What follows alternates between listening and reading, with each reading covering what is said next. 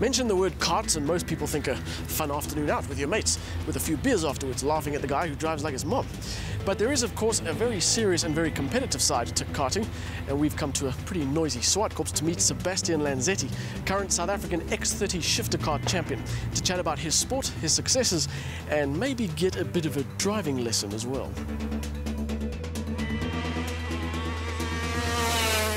From the moment we arrived, it was apparent that Sebastian, with help from his father and sponsors, isn't resting on his championship laurels.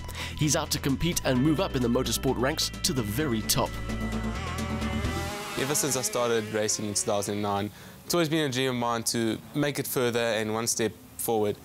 I mean, yeah, to have a title behind me, it's a really awesome feeling. And what's the competition like? We got a field of about 15 karts. The top 10 is very, very close. Competition is very close, and it's going to be very difficult to retain it again. Retaining that championship will mean the right combination of driving skill and kart preparation. Speaking of preparation, before I took to the track, I asked Sebastian for a little more info on his weapon of choice. This is the X30 shifter kart. Basically, the X30 is a 125cc two-stroke motor. It puts out about 31 kilowatts of power. The kart itself weighs 185 kilos with the driver. This is a 6-speed shifter kart. It's a sequential gearbox, basically like a bike gearbox where first is down and the 5 are up. Due to grip levels in South Africa, you run various different axles and hubs.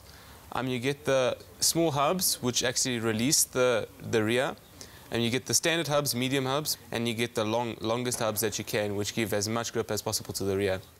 Fortunately for me, those long hubs with their extra grip were the ones fitted to Sebastian's kart, which also had front disc brakes to aid in overall stability. This was the first time I'd had the opportunity to drive a purpose-built racing machine on a racetrack, so I figured I'd ask the champion what I was in for, and also for a bit of advice. So, we know it's low to the ground, we know they're really quick. What kind of maximum speed are we talking about on this circuit?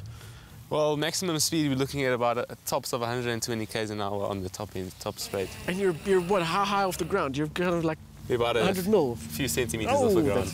And now tell me, if there's one thing that you absolutely have to do or absolutely must not do in karting, what is like the golden rule? Okay, basically what you want to do is you want to brake in a straight line coming into a corner. You want to have enough pressure on the brakes, you don't want to lock up too much. Okay, and basically in the shifter kart, you would change down your appropriate gear changes.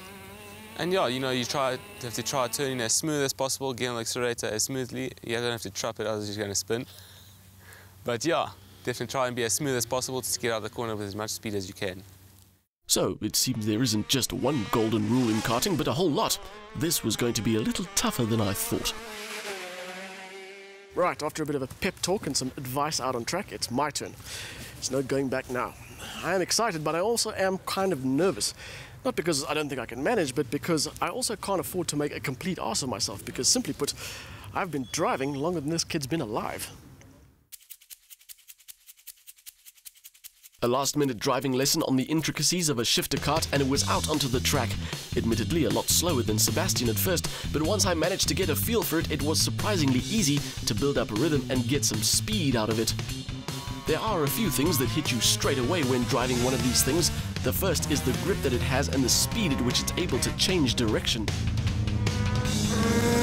Holy hell, this is fast!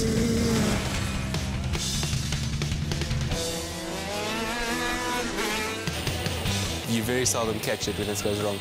It's very easy to spin out if you're not awake and you don't catch it quick enough. But being able to catch it quick enough is helped by the most direct steering I've ever felt. Another first experience, even though it doesn't do half the speed as some cars I've driven, it takes a few laps for your brain to compute just how quickly things come at you. Almost as soon as I'd started, it was time to pit.